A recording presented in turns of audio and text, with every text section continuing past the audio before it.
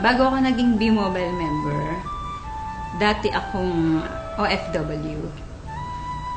Caregiver ako sa Israel ng almost 8 years. Pero bago pa ako napunta ng Israel, pumunta rin ako sa ibang bansa, sa ibang lugar. So, nagtrabaho ako sa Korea, nagtrabaho ako sa Saudi. So, ang trabaho ko doon, syempre mag-alaga ng matanda. Sana nanay ko yung inaalagaan ko, kasama ko, pero ibang lahi o ibang tao. Nung mga panahon na meron akong inalagaan na matanda na nagkakalat siya ng dumi, naiihi siya sa panty niya. Minsan, pag pinapakain mo siya, pahirapan, yung mumurahin ka pa niya. Dahil akala niya pinipilit mo talaga siyang kumain. Pero syempre, bilang caregiver, kailangang ibigay mo sa kanya yon.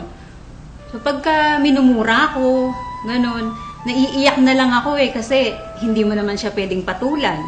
Caregiver ka nga eh. So, naiisip ko yung parents ko.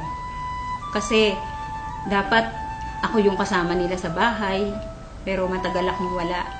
Lagi akong nasa abroad. Nung mga time na yon, sabi ko sa sarili ko, pag umuwi ako ng Pilipinas, ayoko nang bumalik sa abroad. Kaya naghanap talaga ako ng opportunity na yung magi-stay na ako sa Pilipinas, yung hindi na ako aalis. Ayun, nakita ko nga si B-Mobile.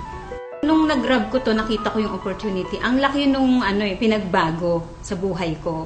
Pinangako ko kasi sa sarili ko nga na ayoko na mag-abroad. Yung gusto ko makasama ko ng family ko rito. Kasi syempre tumatanda na yung parents ko. Yun yung nag-push din sa akin para gawin ko si B-Mobile. Hindi kagaya nung nagtatrabaho ako as a caregiver, ginagawa ko lang yun kasi trabaho ko yun. So wala akong choice. Pero dito, bilang B-Mobile technopreneur, nade-develop din yung pagkatao ko. Yung sabi ko sa sarili ko, ay marunong din pala talaga ako makipag-usap.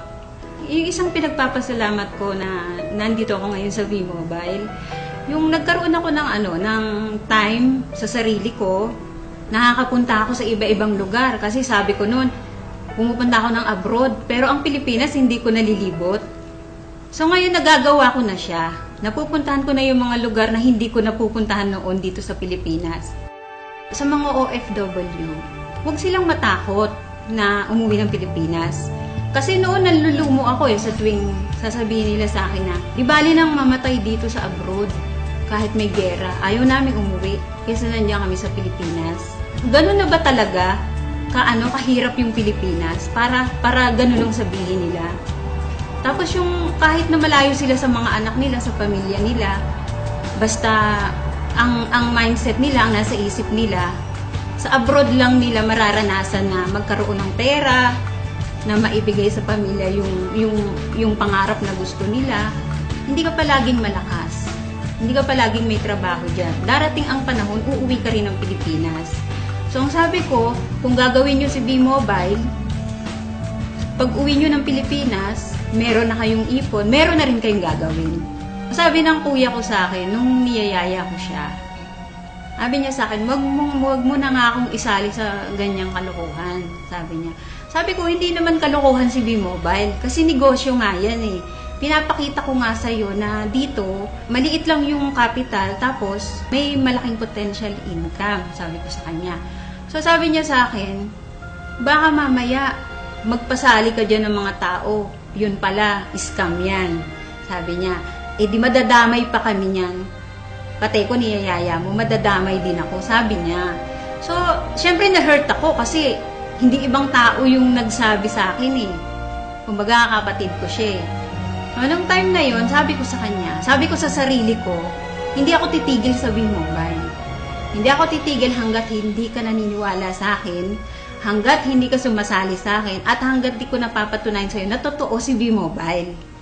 So, good news, kasali na siya sa B-Mobile. Huwag kang titigil kung ano yung naumpisahan mo.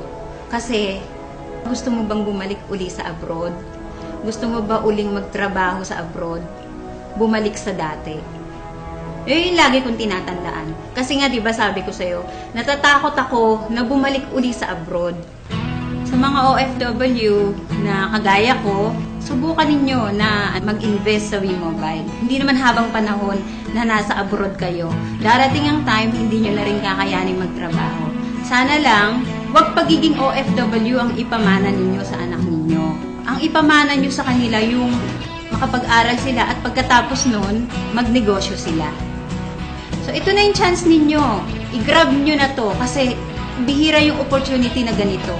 Na hindi lahat ng company na nasasalihan ninyo ay kagaya ng WeMobile.